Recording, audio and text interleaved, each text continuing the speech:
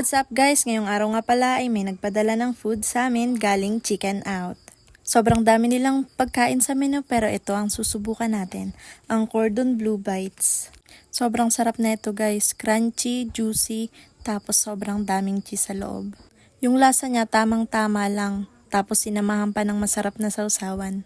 Grabe, ito ang Cordon Bleu na hahanap-hanapin ko. At ang pangalawa nating titikman ay ang chicken nuggets nila.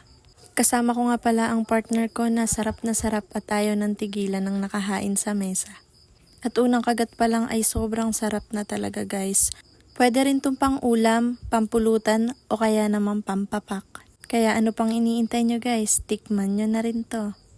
At ang huli nating titikman syempre itong chicken tender. Sobrang laki nga nito guys kaya naisipan namin na maghati na lang kami.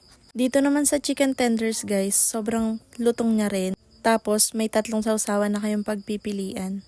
10 out of 10 nga lahat ng kinain namin guys dahil sobrang sarap talaga nito. Di kayo magsisisi dito guys, kaya ano pang hinihintay nyo? Order na kayo. Sa ngayon nga ay pa-take out pa lang sila. Located nga pala to sa Tongon Street, Barangay Katipunan, Bayani, Tanay, Rizal. Nagpapasalamat nga pala kami sa Chicken Out at sa lahat ng bumubuo nito. Sobrang na-appreciate po namin to kaya salamat talaga. Dito na lang ang aming video kaya salamat sa panonood at maraming salamat. Chicken Out.